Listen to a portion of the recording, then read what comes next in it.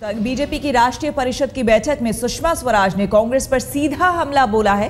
महंगाई और भ्रष्टाचार के साथ साथ सुषमा स्वराज ने अर्थव्यवस्था की पतली हालत को लेकर भी मनमोहन सरकार पर निशाना साधा। संसद में खड़े होकर उनसे पूछा था कि सोनिया जी, आपने ये बात कही, आप कौन सी सरकार को चुनौती दे रही थी जब ये बात कह रही थी? तो उन्होंने मेरी तरफ इशारा करके कहा आपको।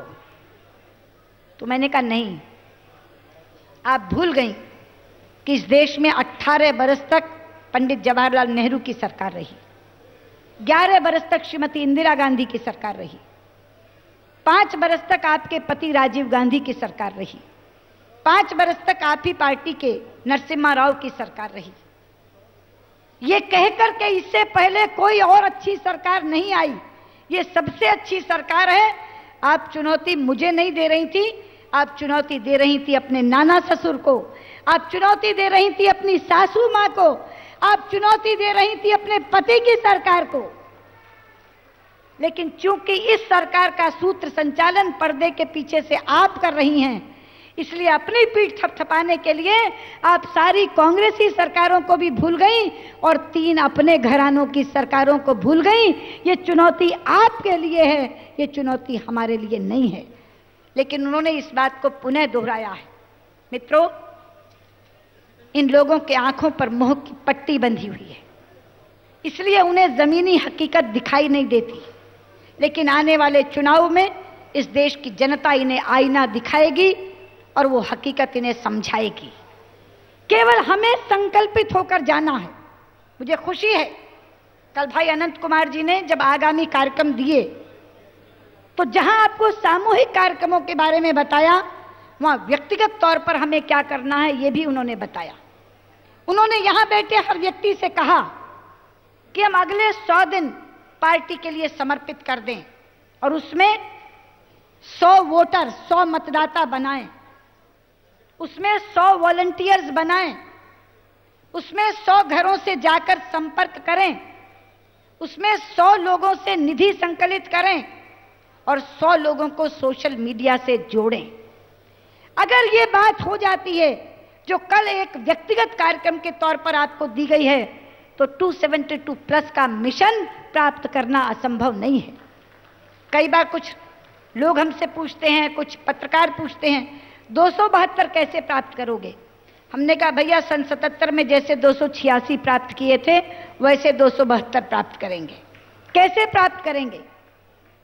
जहां बहुत मजबूत हैं वहां 100% जीतेंगे, जहां थोड़े कमजोर हैं वहां अधिकांश जीतेंगे, जहां ज्यादा कमजोर हैं वहां भी जरूर जीतेंगे, खाता जरूर खोलेंगे और 272 का ये संकल्प प्राप्त करेंगे। मैं आपको केवल एक बात कहना चाहती हूं कि भाजपा का विराट संगठन, भाजपा शासित राज्यों की अनेकानेक उपलब्धियां और नरेंद्र भाई का सक्षम नेतृत्व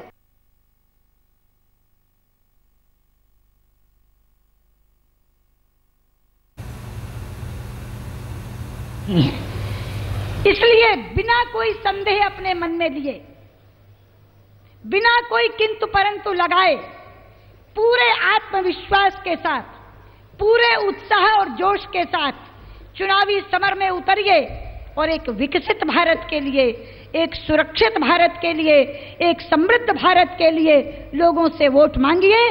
देश की जनता हमें वोट देगी और विजयश्री हमारा वरण करेगी। ये विश्वास आपको दिलाते हुए मैं इस राजनीतिक प्रस्ताव को आपके समक्ष प्रस्तुत करती हूं। बहुत बहुत धन्यवाद। नमस्कार। बहुत बहुत धन्यवाद सुषमा जी, बहुत अच्छा। मित्रों, सुषमा जी ने तो बीजेपी राष्ट्रीय परिषद की बैठक का आज आखिरी दिन, सुषमा स्वराज बोलते हुए सीधे तौर पर कांग्रेस पर निशाना साधती हुई। साफ तौर पर सुषमा स्वराज ने कहा कि कांग्रेस पार्टी डर गई है आने वाले चुनाव से और इसीलिए उन्होंने पीएम उम्मीदवार के नाम का ऐलान नहीं किया है। तो नाम के ऐलान से डर रही है कांग्रेस, ये कहा सुषमा स्वराज ने। और साथ ही ये कहा कि जो हमारे कार्यकर्ता हैं, बीजेपी के जो कार्यकर्ता हैं, उनमें जोश भरते हुए उन्होंने कहा कि हम पूरे विश्वास के साथ इस चुनावी समर में उतरे और निश्चित तौर पर नरेंद्र मोदी के नेतृत्व में जीत बीजेपी की ही होगी।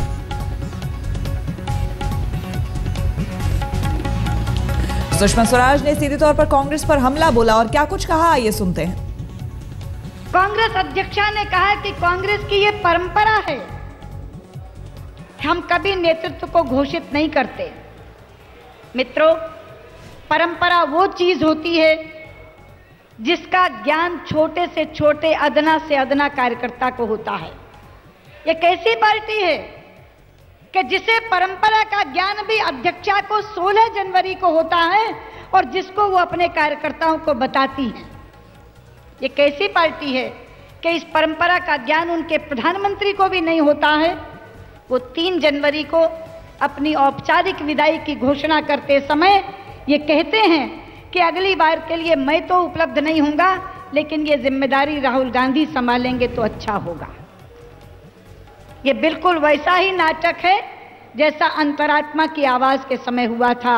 ये वो पार्टी है जिसे अंतरात्मा की आवाज भी देर से सुनाई पड़ती है और जिसे परंपरा का बोध भी देर से होता है। सच्चाई ये है कि कांग्रेस डर गई है और हार के भय से उन्होंने अपना नेतृत्व घोषित करने से इनकार कर दिया है। इसलिए राजनीतिक दृश्य दूसरा क्या होगा, हमारा साकार नेतृत्व और उनका निराकार नेतृत्व, इनके बीच में युद्ध होगा।